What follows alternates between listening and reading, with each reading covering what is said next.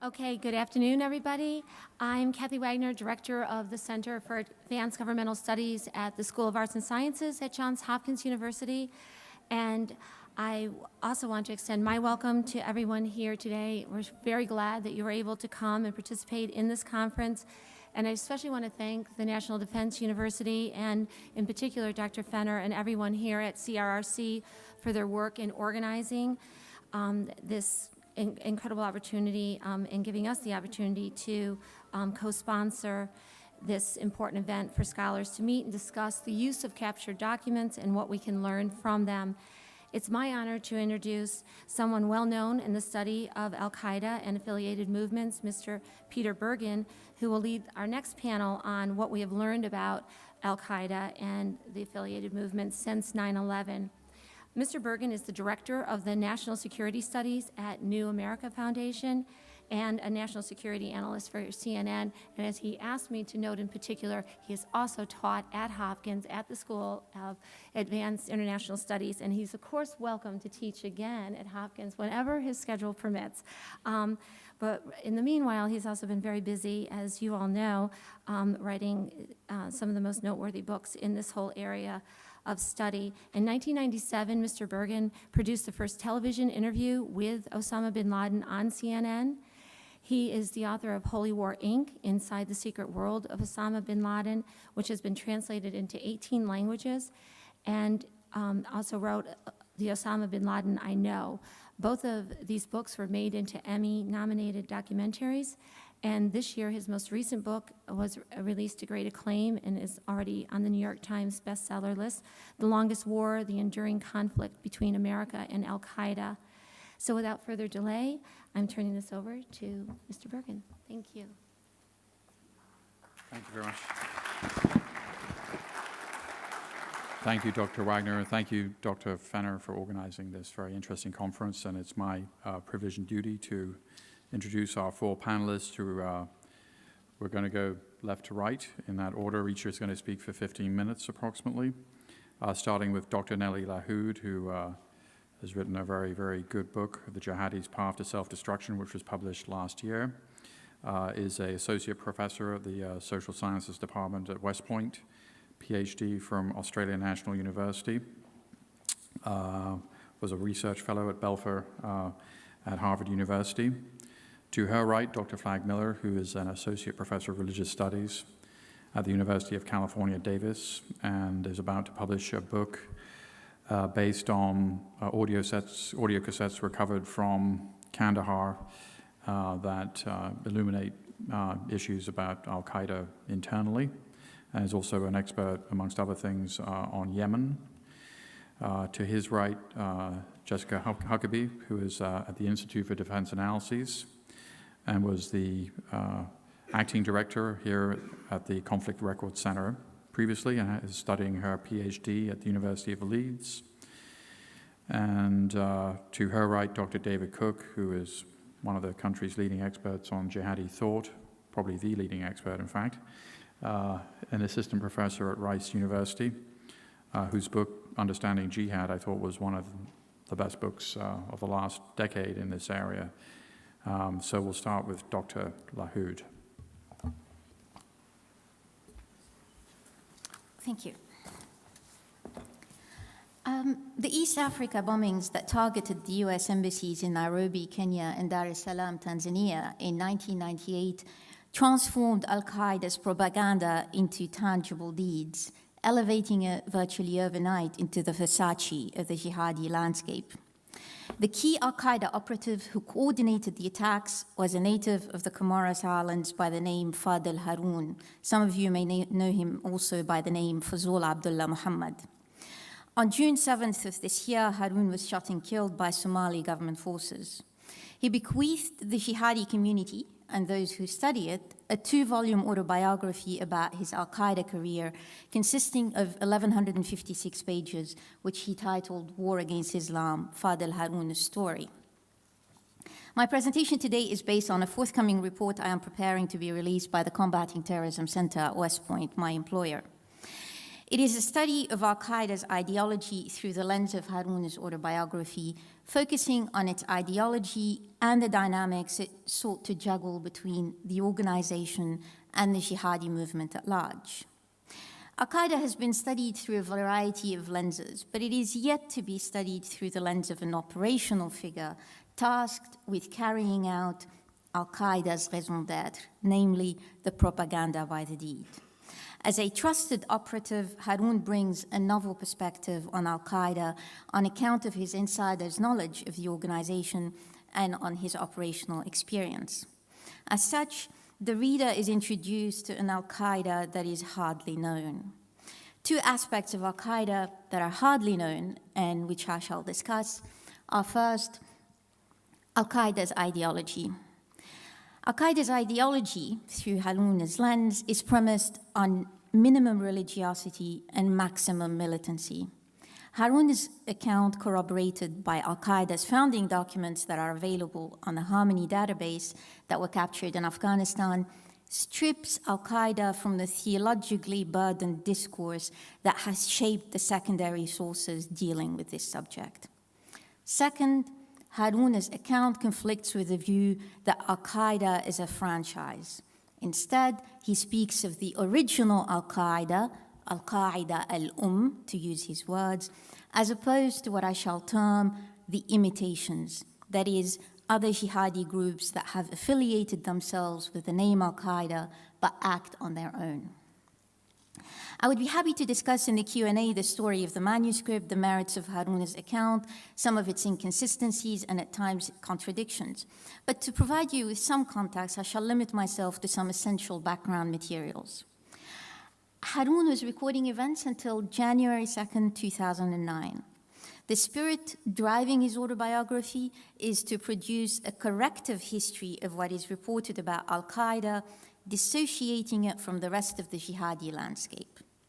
The manuscript has a WikiLeaks aura to it, except that Haroun is volunteering the information in the interest of transparency and to exonerate Al-Qaeda from the charges leveled against it. While Haroun is at pains to exonerate Al-Qaeda's conduct of jihad, he is by no means making an apology for jihadism broadly. Indeed, he is most critical of the ideological and operational landscape of jihadism because, as he put it, and I'm quoting him, not every blood that gets shed constitutes jihad, but in every jihad, blood is shed, end of quotation. He reminds fellow jihadis. The value of Haroun's critique lies in his commitment to jihad. Until he was killed in June 2011, he continued to believe in Al-Qaeda and its mission as he remained an active jihadi at large. So where does he fit into Al-Qaeda? On the basis of his own account, Haroun joined Al-Qaeda in 1991, perhaps in September of that year. He received advanced training ranging from the preparation of explosives, planting mines, to spying, topography, forgery, etc.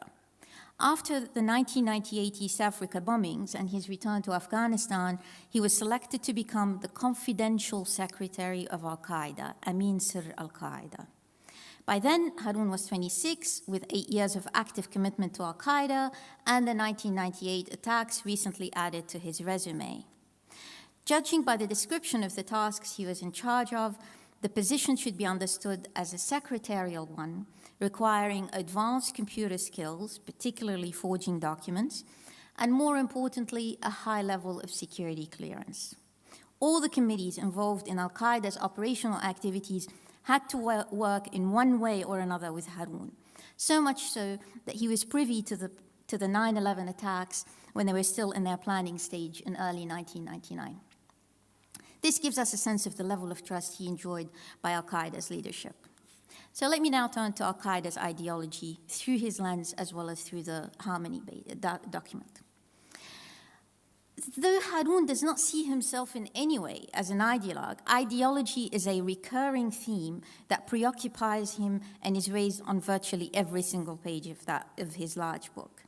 The students of jihadi ideology are most interested not so much in what Haroun tells us what Al-Qaeda's ideology is, but it's more interesting of what Al-Qaeda's ideology is not. Time and again, Harun is keen to emphasize that the various labels that are used by outsiders to describe Al-Qaeda's ideology are but distortions, following typologies devised by the West. He rejects all labels such as Wahhabis, Salafi jihadis, and most of all, takfiris. The portrait of a takfiri is that of a narrow-minded Muslim who is ready to declare fellow Muslims to be unbelievers whenever he disagrees with their interpretation of the Islamic creed, with some takfiris believing that such differences warrant the shedding the blood of fellow Muslims. In his mind, the takfiris are the biggest calamity befallen the jihadis, at-tam al-kubra. Al-Qaeda, he insists, is pragmatic in religious matters. It embraces all schools of law and is open to tarjih, a legal exercise that allows the believer to have the option of preferring another schools of law's judgment over one's own. We are Muslim, he says. We follow Ahl as-Sunnah wal-Jama'ah. Now, this is a broad designation that surfaced in the 9th century when Muslims were still in the process of consolidating their theological and political differences. It is roughly rendered as adherent of right practice and communal solidarity. The great scholar of medieval Islam, Patricia Kroner, explains it as a description that many groups were to adopt without necessarily meaning very much by it. So it's a middle ground position, if you like, a one-size-fits-all. As for religious instruction in its training camps, Al-Qaeda appears to place little emphasis on theology, but more on politics and militancy. In Harun's words, and I'm quoting him, there were legal lectures held every day. Preachers would discuss issues dealing with Muslim situations around the world, most importantly, occupied Palestine. They would also lecture about the heroism of the Sahaba or the companions of the Prophet and decisive historical battles. There were no lectures dedicated to partisanship or hakimiyya or any takfir thought. So, does Al-Qaeda have an ideology? Well, ideology is an important component of Al-Qaeda, and religion does indeed define its paradigm. But judging by Harun's account and Al-Qaeda's founding documents in the Harmony database, it would be a mistake to understand its ideology solely through a theological lens. A close reading of these documents show that Al-Qaeda's worldview is premised on minimum religiosity and maximum militancy. By minimum religiosity, I mean a meta-religious ideology, one that is capable of encompassing a plurality of theological orientations so long as they are subordinated to jihad. The covenant a jihadi must hear and obey cannot be more explicit on the primacy of jihad. And now I'm reading the covenant that a jihadi has to hear and obey when they join. Here's what it says. Al-Qaeda is an Islamic group and jihad is its path. Jihad is the principal reason that members have joined this group to carry out together with observing various other Islamic duties insofar as it is possible. When jihad and other religious duties are in conflict, members of Al-Qaeda are expected to give priority to the duty of jihad ahead of other duties. End of quotation. Far from indoctrinating its members in rigid religious doctrines, the Covenant of Al-Qaeda advises members, and I'm quoting, to avoid differences and argumentations pertaining to religious issues. Discussing religion without firm knowledge is prohibited. End of quotation. So the importance of maintaining a meta-religious ideology is to serve as an alternative paradigm to the secular paradigm of the nation-state. Al-Qaeda rejects the Westphalian world order because it is unlawful in its eyes, and acknowledging it would rob Al-Qaeda of its jihad program. That is to say that should Al-Qaeda be open to entertain working within the processes of the international world order, it would need to recognize the state's monopoly over the legitimate use of violence, which would in turn deny Al-Qaeda its jihad. So let me now turn to Al-Qaeda the original and Al-Qaeda the imitations. I'll just say very briefly, time and again, Haroun draws a distinction between the original Al-Qaeda and, I'm quoting him, the new generation of young men who, after the fall of the Taliban regime, have dispersed around the world, those who are in the habit of striking in random fashion at unlawful targets without consulting anyone. I wish to make clear to those who choose random targets, purposely causing innocent casualties, be they Muslims or non-Muslims, this is not our method. As the manuscript develops, the reader senses Haroun's frustration with many jihadi groups, the jihadis.com as he calls them, those who have learned about Islam from the nonsense they read on surfing the internet and obsess about martyrdom. So what we get time and again from him is that, here's another quotation, there are many who use the name Al-Qaeda without authorization from the central leadership. Most of the operations that have been carried out following the 9/11 attacks, he says, lack the authorization of Sheikh Osama or the central leadership of Al-Qaeda. So the Al-Qaeda with which he identifies is the Al-Qaeda that was founded in the mountains of Jaji with bin Laden, Abu Ubaidah al-Banshiri, and it was called Ma'sadat al-Ansar, which in 1988, it became Al-Qaeda itself. What we sense from that specific Al-Qaeda is that it always saw itself as a distinct entity ever since it was founded. It also sought to invest at the same time in human capital that could potentially be put in the service of global militancy. This was also is intrinsic to its mission and DNA. Both Haroun's account as well as the founding documents speak to this dimension of Al-Qaeda, which has allowed it to globalize jihad, but without having to control it. Haroun relates that Al-Qaeda opened its camps to provide military training to Muslims from around the world, irrespective of their nationalities or theological orientations. It would provide even some Muslims with 1 day of training, if that's all the time that they had. So as early as 1991, it was contemplating the jihadi potential of the events that were unfolding in Central Asia, Horn of Africa. So in 1991, it provided military training for Tajik, Uzbek, Kashmiri groups in Afghanistan. And in 1992, it sent an investigative team to Somalia. Haroun himself would be sent to East Africa in 1993. He would train the Ugandans who were fighting against Ethiopia. And before long, Al-Qaeda expanded its activities in Somalia. It never sought to bring these groups under the umbrella of Al-Qaeda. Perhaps Haroun's own dealings with Al-Shabaab is emblematic of Al-Qaeda's distinctness on one hand and its keen desire to assist others to embrace militancy on the other hand. Despite agreeing to serve as leader of Al-Shabaab's security apparatus, Haroun refused to be considered to be a member of that group. He insisted that he would work with them as an assistant, but not as a member. He was frustrated with their lack of political immaturity, but still deemed it necessary to help to bring some unity amongst the different factions in Somalia, and dedicated himself to setting up training camps to prepare a new generation of militants who shall carry the burden of jihad after him. So let me conclude with 2 points. The one is basic. All Al-Qaeda members are jihadis, but not all jihadis are Al-Qaeda. The second, it would not be inaccurate to blame Al-Qaeda for the misdeeds of the jihadis, since it provided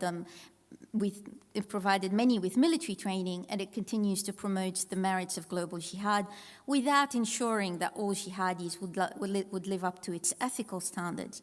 But it would be inaccurate to credit Al-Qaeda for attacks carried out in the name of jihad.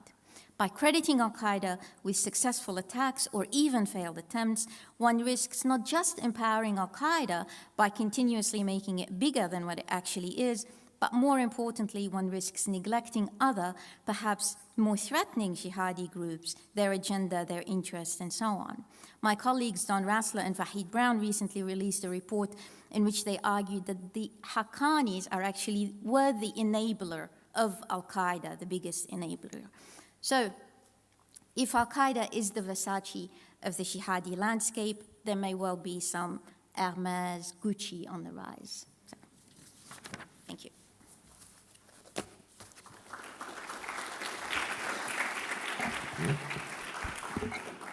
Dr. Miller.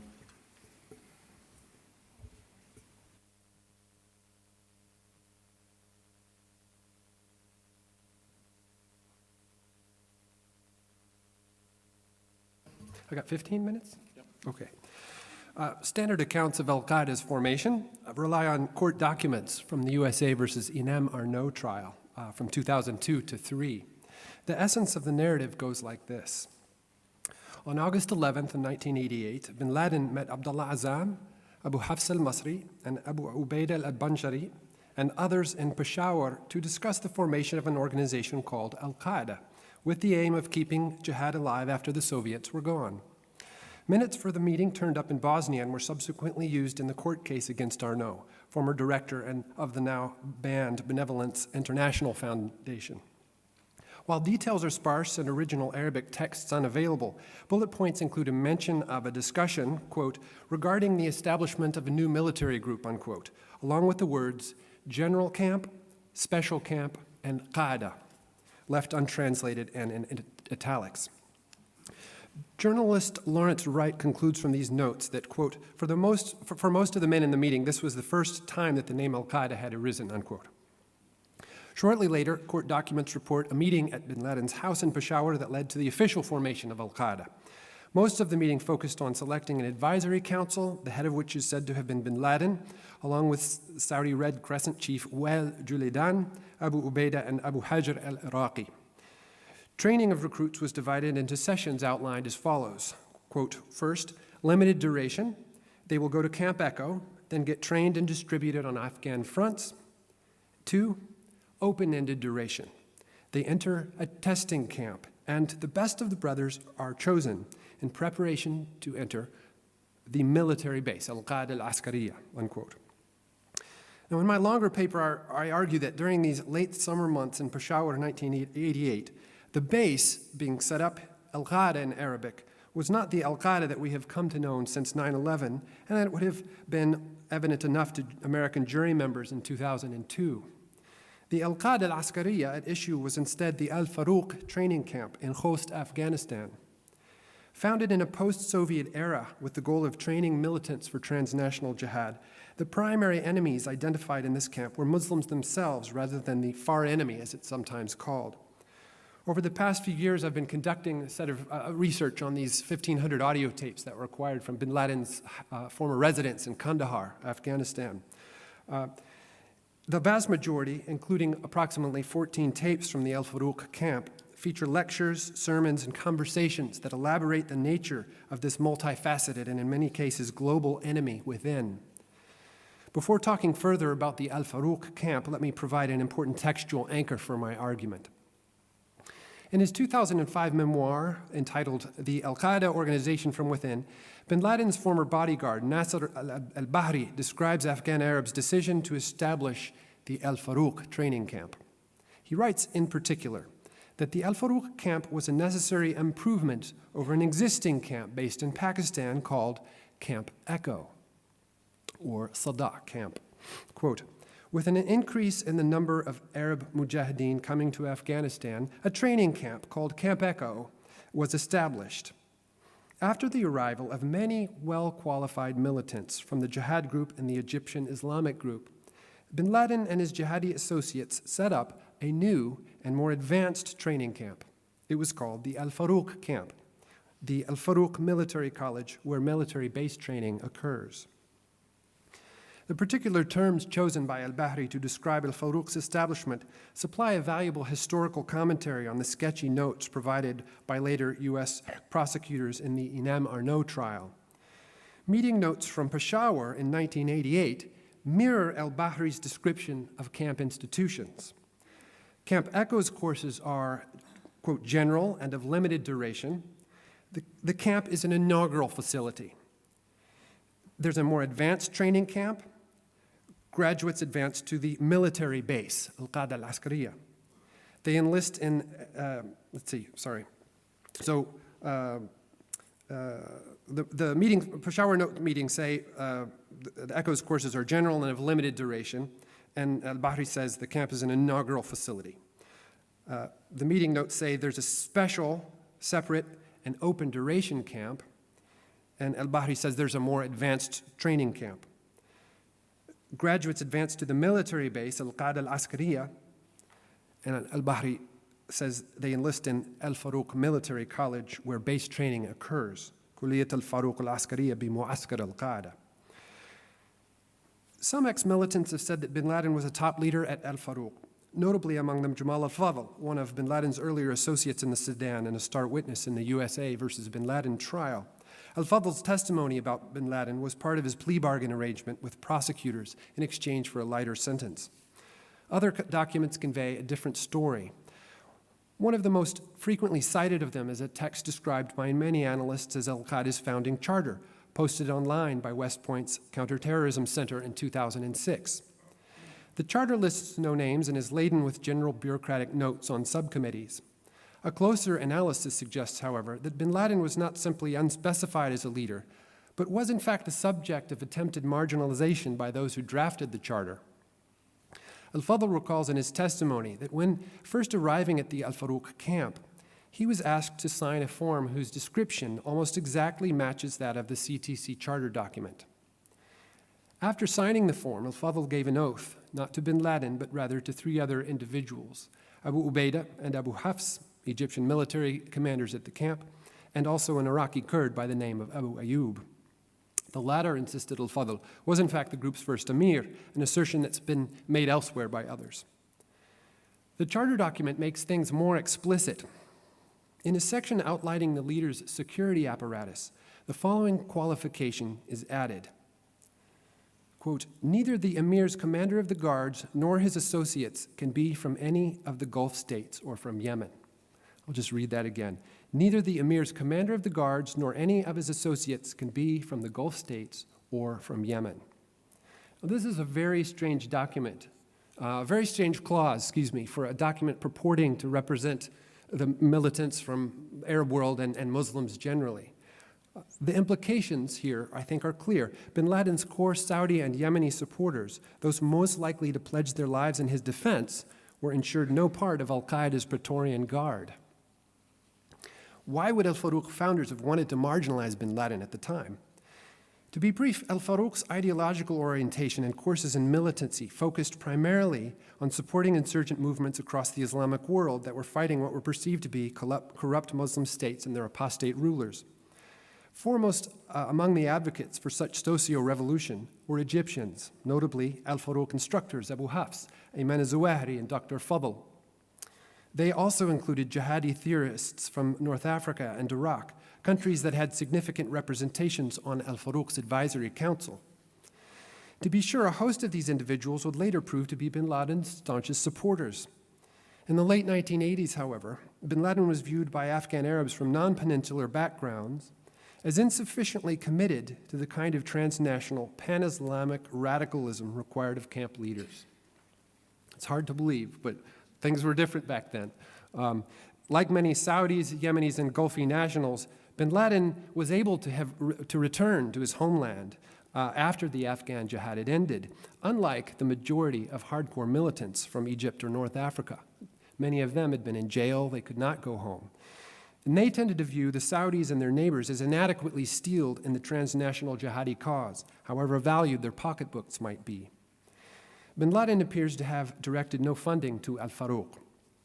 His tape-recorded speeches from the period, moreover, convey his open zeal for liberating the Arabian Peninsula in particular, a zeal whose Arab and Hijazi centrism, I think, is often lost in accounts of his ecumenical post-9/11 influence. What significance does my rereading have for understanding al-Qaeda's legacy?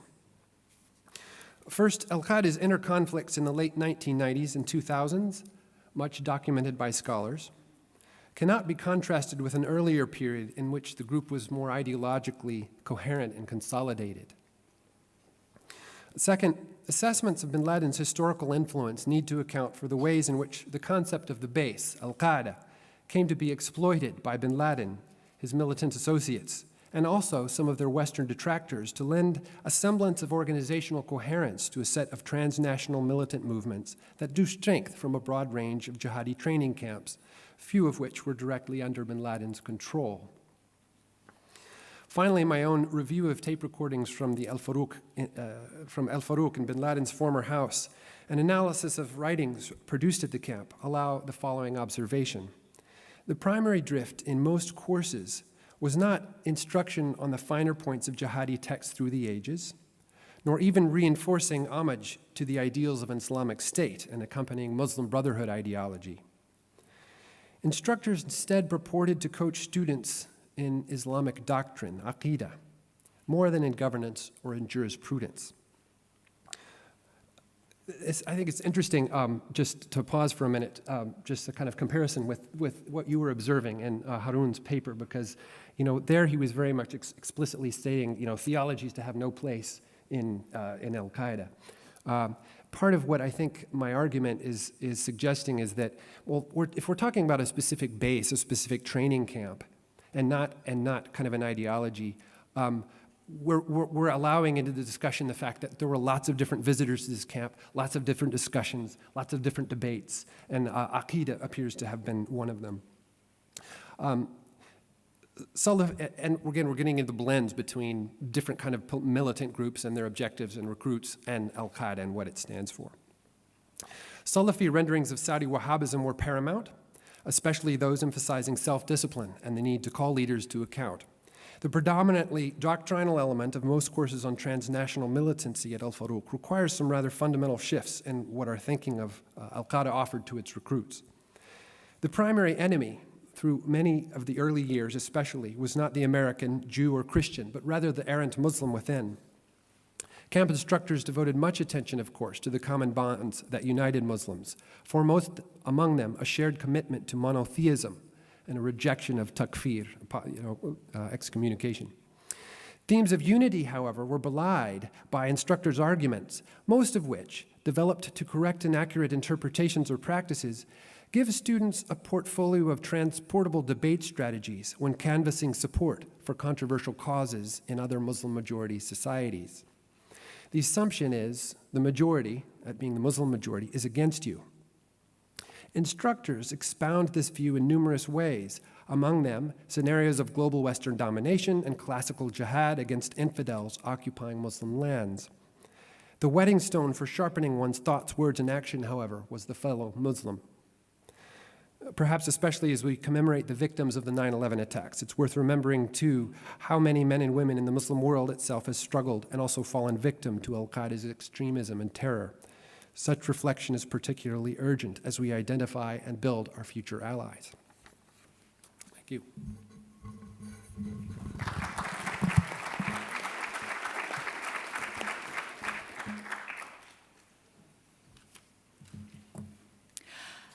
The title of my talk is Jihad's in Decline, What the Records Tell Us.